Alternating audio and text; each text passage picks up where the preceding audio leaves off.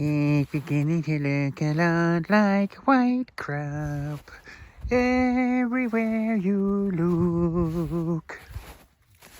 Welcome back to another episode of As the Poop Turns. So, as you can see, we'll just segue our way over here. No, the bulls did not finish their hay. There's a reason for that. Give me a second. Yeah, they broke one cable, but I'm not too worried about that because that actually lets me blow straw into these guys. They don't have straw, a lot of straw yet. Hey Jerry. Today we are very impressed with Hereford bulls this season. He's very good animal to work with. He was great with the heifers. He's great with these senior partner there. Yeah, that's right, you're weird. You can clap them too. These guys, we moved them. Lamar, still not sure. We're going to get him tested at the end of winter to whether he goes out. We'll whisper. We'll cover over his ears. We'll get him tested to see if his sperm count is good, and if not, then he's going to freezer camp. Yes, no, he's going to have a great year next year. Maximus had a great year. Everybody seems to be, yeah, he's a thick boy. He's a herd bull. He's our main herd bull. That guy used to be one of the herd bulls, but he cracked a foot. No, he hurt a shoulder. He cracked a foot. The bull that was here last year that we got rid of hurt both these bulls, beat them up. He broke one of his hoofs and he hurt a shoulder. So without that one, he's had a great year, and he's been cleaning up behind him. He's had a great year because he had the second calvers. So they're over here. We moved them. Me and Mrs. Piper dug. She was in charge. Helped cheer the bulls around the corner. That's why they haven't finished their hay. Is this. So yeah, I am still caber tossing. I've got to get all the sticks in the ground this afternoon. And we're going to have coffee in a minute, but come back out. I want to throw the sticks in the hole. I get more snow coming tomorrow. Hey ladies! So this wall, I was kind of hoping I could get everything else all muddled up before I had to do this. But ye bulls started picking the wall apart. So yeah, I'm just going to go ahead and have to get it done. So it'll take a day or so just to strip it down and put it back up. So here's the two by sixes, and I've got new brackets for the bottom. Top ones are good. I might just end up reusing these boards. I'll just turn them up the other way because it doesn't need to worry about being 8 feet tall. Not in here. Here's wee Allie B. Allie Bally. She isn't. She just has an ornery look in her face. So yeah, I've got. Oh jeepers! Oh, you're zoomed too far in. So I put these panels here just to keep the animals away. And to stop Allie B sneaking out of here. So yeah, so I can strip this down and rebuild it. So that's where we're at. That's why the bulls are moved already without finishing their hay. Because I need to work away here without fear of them knocking this down or these guys getting through this way. So, that took a long time. Anyway, let's get on. Well, day 2. Well, I think she's chooched, boys. I think she's chooched. Oh, so the debate is, do I cut the rotten ends off of these ones and use these as backboards inside the shelter and put the new boards here, or vice versa? And here's another thing that I did not know till I got edumacated. Because see, I used treated boards for here, thinking, they'll last longer. Now, truthfully, these walls that are all starting to come down, they're just past 20 years old. So 20 years is not bad for untreated wood being out here in the elements, getting abused by animals, because there is a lot of animals that end up in here, and when they get congregating behind the wall during storms, they cause damage. that and the bottom board gets all messed up. You can see by that one. Bottom one goes out, it puts pressure on the top one, and the top one breaks. What I did not know till I was ordering the wood, because my lumber dealer said, well, what's the wood for? And I said, well, it's for these windbreaks. And he says, if you can get away with not needing to use treated wood, don't. He says because when it gets treated, it becomes more brittle. Something to do with the treatment dries it out even more. So I don't know whether like it's kiln drying it and then they add the whatever that green stuff is. As you can see, this board here that we put up, was this last year or the year before? Might have been last year. It's had a few incursions. That you can see it's got a little bit of a wow in it. Yeah, he said that these untreated boards, they bend a little bit more. He said, so if you can do without having rot treatment, he said go with the untreated. It's cheaper, and he said it gives a little bit more when animals are rubbing along it, as bulls like to do. Yeah, it's you guys I'm talking about. They love to walk along the wall leaning on it, checking for weaknesses, I think. And as I said, it's been up there 20 years, so it's paid for itself. So yeah, did not know that. There you go. So now I got to start throwing up the horizontals. This is where a mobile welder would be nice, because I would just weld these brackets on. But as it is, I have to put the bottom ones on, and then I have to put a spacer on over there to hold the bracket up as high as it'll go as I add all the windbreak boards on. So it's not getting built, flap my gums. Ah, we made it through last night. Got to just shy of minus 40. Yeah, that was enough. So what are we doing now? Okay, so I shockingly still have half a load of roadside hay to pick up. There is a reason before you all start going, Piper Doug, you should get out in the morning and pick your bales. Because that's what you all sound like. Anyway, so the reason why these bales are still here is I have a person over here that buys hay from me. Hey girl! I wasn't in a hurry to, she's a wee bit steep. I wasn't in a hurry to pick these up in case she was buying more, because she wasn't quite sure if that was all she was going to need. She wasn't sure how many animals she was going to keep this winter. Between that and her friend that keeps cattle beasties in her, I can't really see this, in her operation there. It's just a little sort of a yard, some shelters. Oopsie-daisy. So, a needle pulling thread. The other reason why I have not loaded up these bales is on this stretch of highway, cool breeze in my hair, there's nowhere that I can park my trailer. At the top of the mile section there's a place to park the trailer. And I used to park the trailer down here on this gateway, but in the fall there it was wet and it was super smooshy. So I didn't want to park my trailer in our friend's field, the hunters that bought our farm. I didn't want to park my trailer in their field and load, because that would mean I would just compact the crap out of their field. And being a farmer, I know that that's crappy. You don't want to do that. So,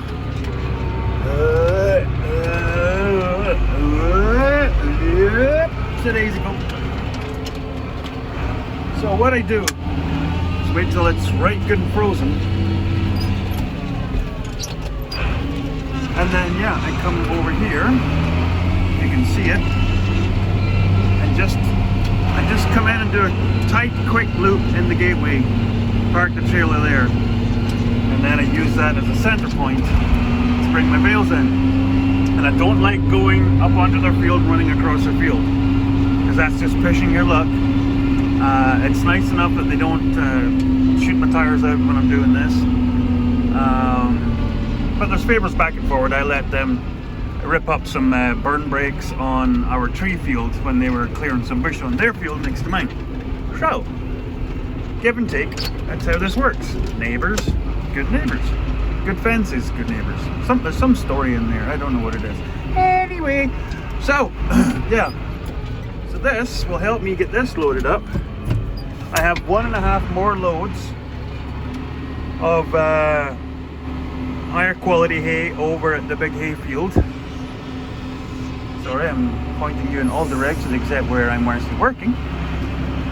So I can fit what's the part load that's over the hay field onto this, because there's only 12 bales. 12 bales? Yeah, 12 bales here. So there's 28 back at the other field. So 12 bales, fit the 8 on here, and then there'll be a 20, and then that'll be me done. Because I really wanted to get all the bales hauled. Like this is Piper Duck chassis. Should probably put it in the comment section. I made approximately 2,000 bales this year. So that's a lot of hauling. So yeah, I'll get these hauled, get the last 2 loads over at the hayfield done, and then that's me done hauling. And the nice part about that is, because that's what I usually do in the evenings, that'll free up my evenings to get into the workshop, get my work truck back on the road, get it out of there. I also have the block heater and the old tractor to replace. It's supposed to be in at Napa by the end of the week anyway. They said it should be there by the end of the week. So, that way I can park the big trailer by my steel pile and then start loading all of my oil field pipe onto that trailer, because that's how I'm going to get it down to where the feed rail is getting built. There's going to be a surprise coming to the channel in the near future, hopefully, fingers crossed, to do with the all of that oil pipe, feed rail. So stay tuned to that. Okay, I'm going to get this done before I tip the tractor. See you in a bit. That's it. That's the last of the highway hay.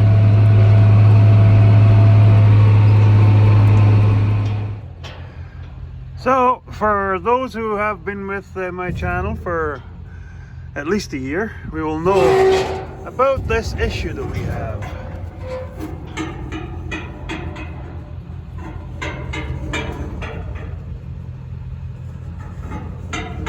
Let's see if I can do this without braining myself.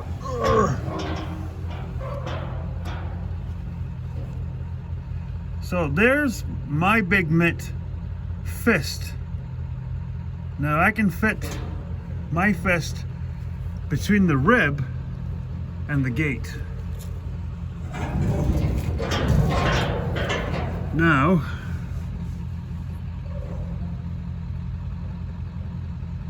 so there's almost the full length of my finger and half of my hand.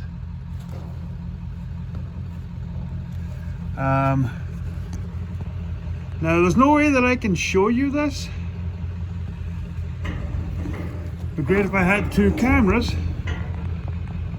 but that is my phone turned on its side, and as you can just see coming into the side of the screen, that's the gate. And if you look at the top of your phone,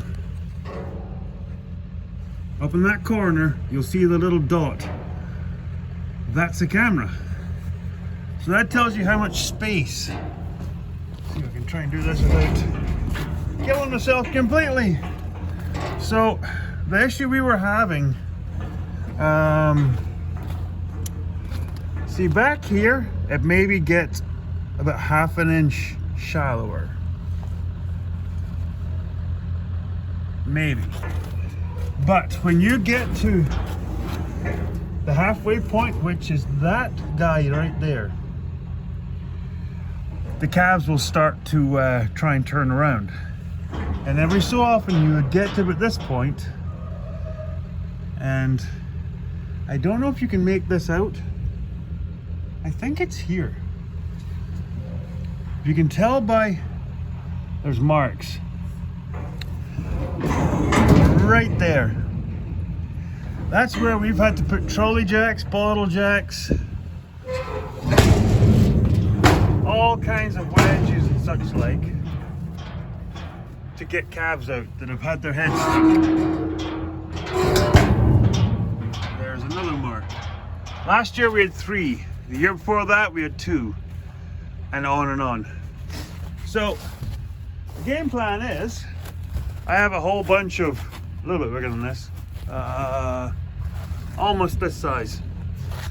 So I'm going to weld a strip up there on the outside of the gate. Funny thing is, I could weld 2.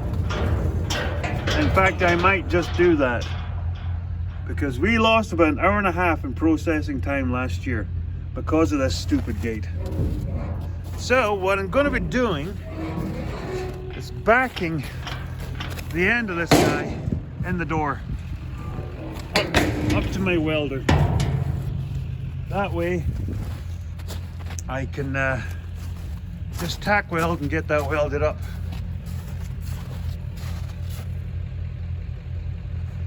We had this conversation last year. I reached out to them. Never heard back. So yeah, I will make the improvements. Oh, I tell you people. Snowing like a bugger.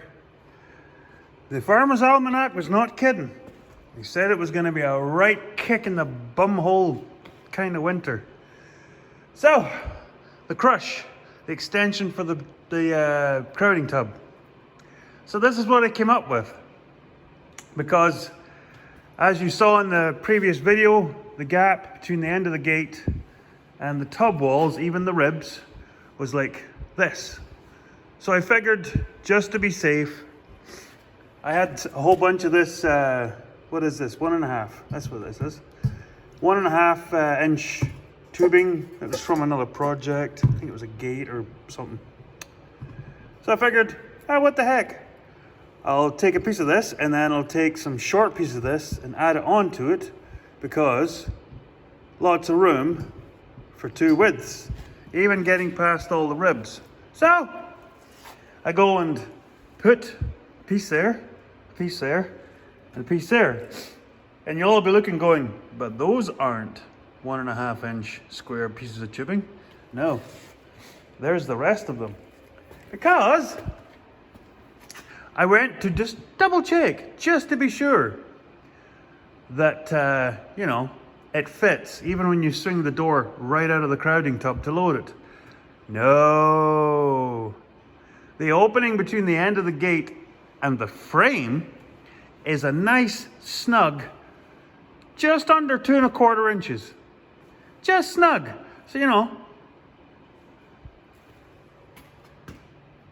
about yay much. So where the gate comes out of the big frame, she's snug. But round to the rest of the tub, where you're chasing the critters, you see where I'm going with this? Tough Industries, do better. So, Piper Doug, are we about to put this fine specimen of metal onto the end of the gate? No. That piece of metal's there. But Piper Doug, why? Why would you not use this terrific specimen? You might ask. Let's go on a journey.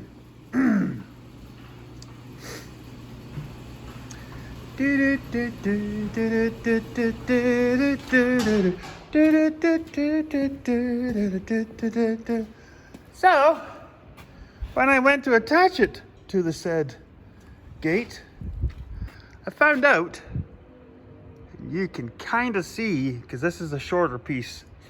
This piece of metal is a pile of metal over there that's for a project, but I need it now.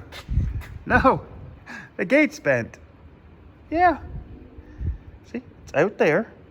It's snug there. It's out there. So you can imagine by the time you get up there how far out it was. So I tried every clamp, every trick I had to try and get that. To still fit that? No, it wasn't gonna happen. So, this is where we're at. I've got a bubble gummed on there. Welded nice on this side. Well, that's because we're in the shade here. Because that's a MIG welder. As you can see, it's storming like crazy buggers. So yeah, I was popping and farting all over the place. Like, you can see the black suit. Yeah, like there's gas was gone. So, but the only problem now is watch your fingers. But the issue we still have is once you get into the tub, there's still gaps, like fairly good gaps. But this is a million times better than what it was, and hopefully that will stop us from having huge problems. We ended up, if only we had had the video tape running last sorting, that would have made a viral video for the YouTubes, because we had this crush suspended from the loader, picking it up in the air, so the cab was hanging, and then Liam was hanging onto here and standing on the back of the cab to squeeze it out the bottom of the crush. Hour and a half it took to get that cab. We got good at it because we did it 3 times last year. So hopefully this should work. If not, we're selling the cows and we're moving away. We're done. We're out. Peace out, rabbit. We're done. Nah.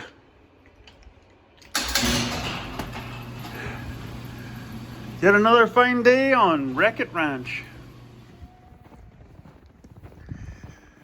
Oh, yeah. I'll tell you one thing though. Those that go, oh, you know that, you know, when it's cold, like not really cold, but it's like kind of damp and the snow and, you know, that's cold. Like, oh, that's really cold, you know. No, it's not. Right now, it's -4. As you can hear, it's blowing, so it's -10 with the wind chill. Oh, what happened there? -10 with the wind chill. So that's 14 degrees Fahrenheit. And I've heard people saying, oh, that's cold, you know, like those single digits Fahrenheit and all that stuff. No, it's not. Like this, it's sloppy, slippy, you know, your gloves get wet. It's horrible when it goes down your neck.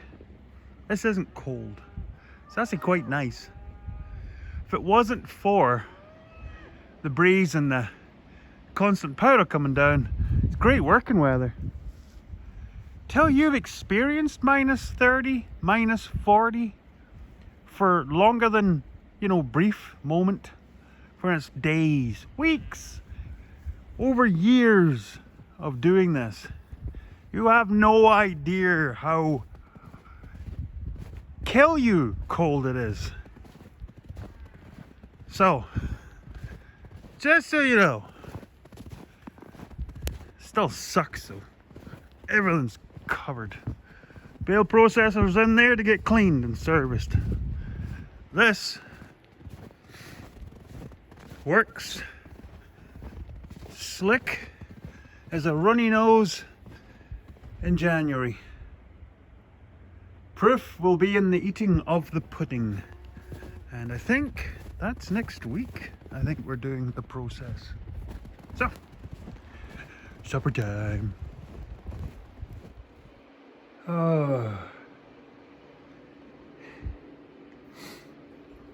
Yep.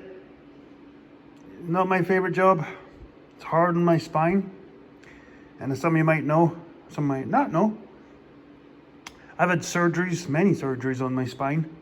So there's a lot of steel and man-made parts in there that are pretty well temporary fixes. So yeah, this job's not my favoritist. So I figured I'd give you guys all the update on my invention. There we have it.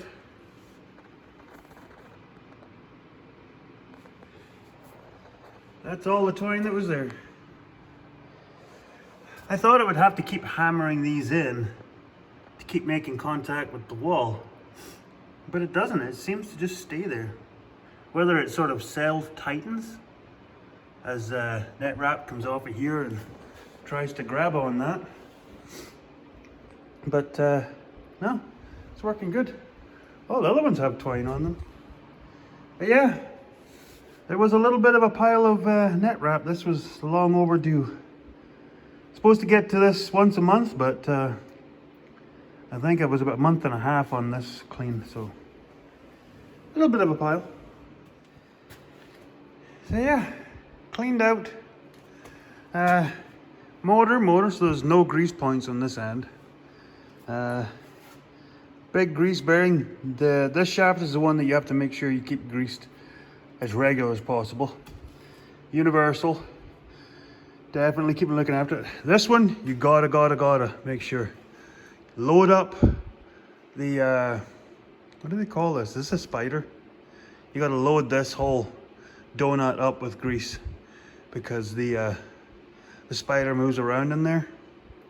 Plus, it helps grease the receiver for that universal here, and then grease up these.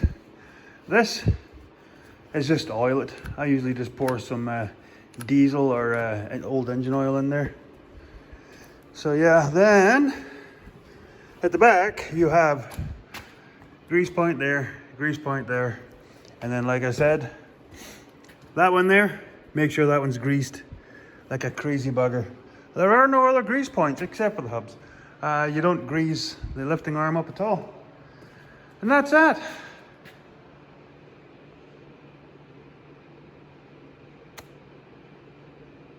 It seriously, it grows. It's still growing. Whoo.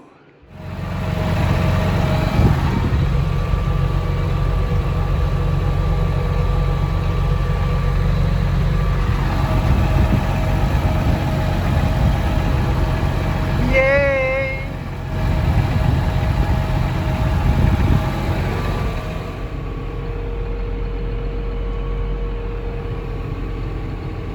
You know, when the snow's coming upwards,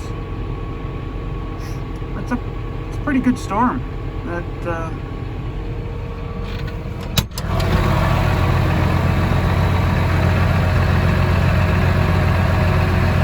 Pretty good.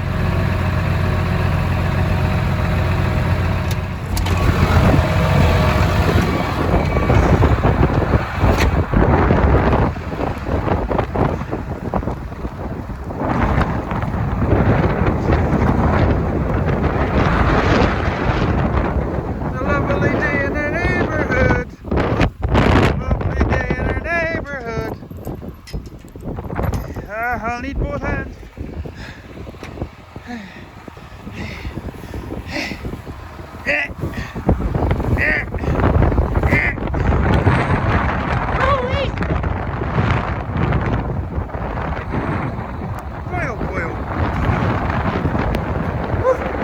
Need the 4x4 on. Woo.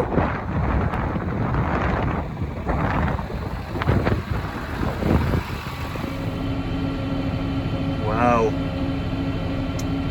I think we've had a fair bit of snow. Now, see where the locating rod is on the loader? Right there. That's where the edge of the silage pit is. So yeah. We've had a lot of wind and a lot of snow. So yeah, the storm has technically passed.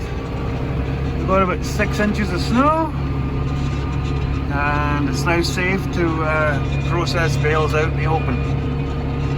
It's just, if we had done this any sooner, it probably would either have blown away or get covered up by snow, because the snow's been on the move.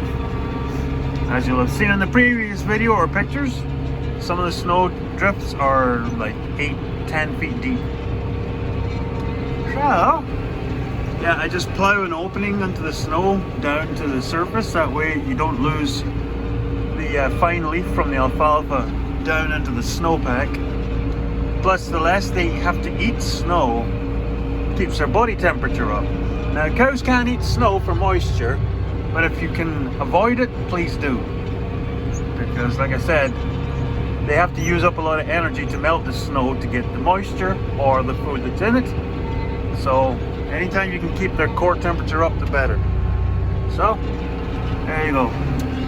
So this video will be getting uploaded a little earlier than normal. The next few days I might not be doing a whole heck of a lot, because I have done quite a number to my back. Mrs. Piper Doug has been helping me out the rest of the day since I did it. Running the gates and helping unwrap hay bales and such. It's not often my back ever gets the better of me, because I deal with back pain every day, but I have done something up in my rib cage to which it hurts to breathe. Never mind do much of anything. So, keeping stuff to a minimum, I'm going to go back to the yard, take this off, and then probably spend the rest of the time pushing snow, because at least I can do that without crying like a small schoolgirl. So, we'll, if I don't see you or talk to you before Christmas, everybody have a very Merry Christmas. Be safe, be merry, and remember what Christmas is about. Be nice. And we'll probably see you before New Year. Bye everybody.